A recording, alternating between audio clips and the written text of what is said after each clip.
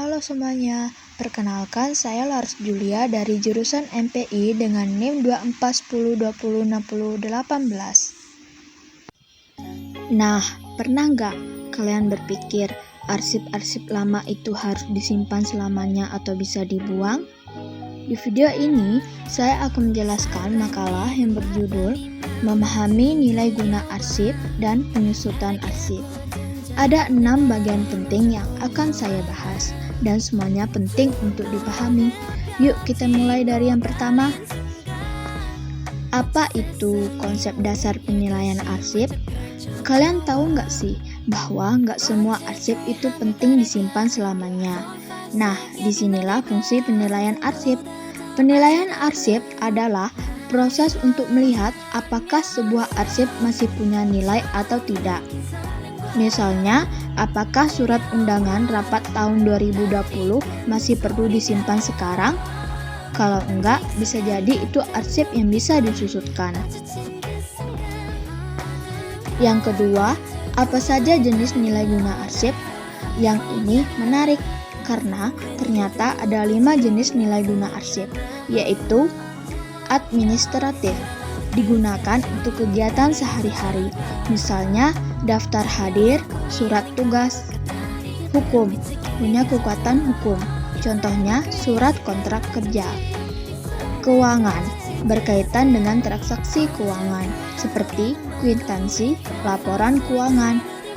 Ilmiah, bisa dipakai untuk penelitian, misalnya data hasil observasi.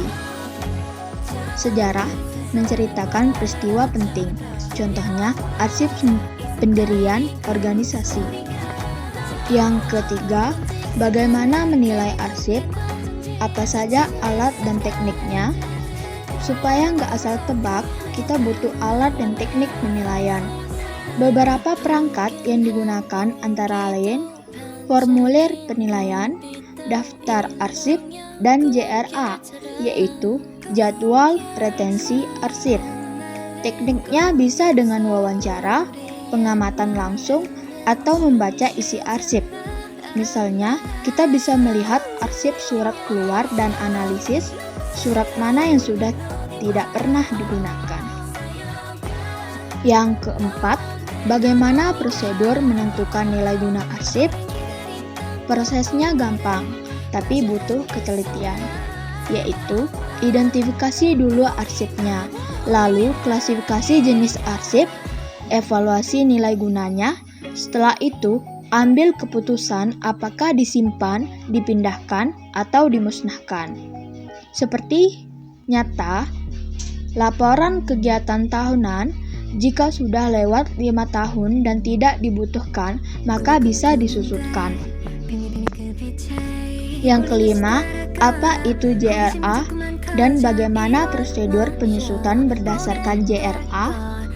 JRA itu singkatan dari jadwal retensi arsip. Jadi, ini seperti panduan berapa lama suatu arsip harus disimpan. Contohnya, surat undangan mungkin hanya perlu disimpan 2 tahun. Setelah itu, ya boleh disusutkan. Prosedurnya, cek JRA, lihat masa simpan, lalu lakukan tindakan seperti pindah, musnah, atau permanen. Dan yang terakhir, kalau belum ada JRA, apa yang harus dilakukan? Jangan panik. Walaupun belum ada JRA, arsip tetap bisa disusutkan. Caranya, lakukan penilaian mandiri, diskusikan dengan tim atau atasan, catat hasil penilaian sebagai dasar penyusutan. Misalnya, jika ada tumpukan surat internal tahun 2018 yang tidak pernah diakses, bisa dipertimbangkan untuk dimusnahkan. Nah, itu tadi penjelasan saya tentang penilaian dan penyusutan arsip. Semoga penjelasan ini bisa menambah pemahaman teman-teman semua.